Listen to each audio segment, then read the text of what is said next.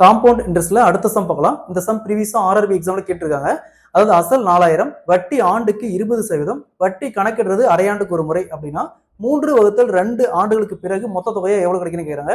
So இந்த model some கேட்டாங்களா, எப்படி குயிக்கா சால்வ் பண்ணுறது பார்க்கலாம். அசல் 4000, வட்டி ஆண்டுக்கு 20%, ஆனா வட்டி கணக்கிடுறது அரையாண்டுக்கு ஒரு முறை கணக்கிடுறாங்க. ஸோ அப்படின்னா 3/2 ஆண்டுகளுக்கு பிறகு மொத்த தொகையை எவ்வளவு கிடைக்குன்னு கேட்கறாங்க. ஸோ இந்த மாடல் சம் கேட்டாங்களா, ஃபர்ஸ்ட் அசல் 4000, அசல் 4000 இன்ட்டு ஸோ வட்டி அரையாண்டுக்கு ஒரு முறைக்கிறாங்க. அரையாண்டுக்கு ஒரு முறைனாவே கொடுக்குற வட்டி 2ஆல் ஊற்றணும். ஸோ 20 2ஆல் ஊற்றுமா 10% வரும். 10% எழுதும். 10/100க்கு 100 எழுதுவோம். 0 அப்படியே கேன்சல் ஆயிரும். அப்போ 1/10 இருக்கும். ஸோ இந்த பேஸில் இந்த 10 அப்படியே போட்டுருங்க.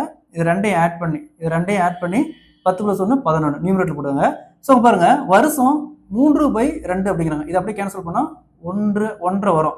1 அப்படிங்கிறது 1.5 வருஷம். 1.5 வருஷம் மொத்தம் எத்தனை அரையாண்டு இருக்குது? அரையாண்டு = 6 மாதம். அதாவது 6 months = அரையாண்டு. அப்போ 1.5 வருஷத்துல எத்தனை அரையாண்டு இருக்குது? 3 அரையாண்டு இருக்குது. ஸோ அப்போ இந்த 11/10 3 டைம் ரைட் பண்ணிக்காங்க. சரிங்களா? 11/10 × 11/10 × 11/10. ஸோ இங்கே 3 0க்கு 3 0 அப்படியே டேரெக்டாக கேன்சல் பண்ணிடலாம். அப்போ 4 × என்ன இருக்குது? 1331.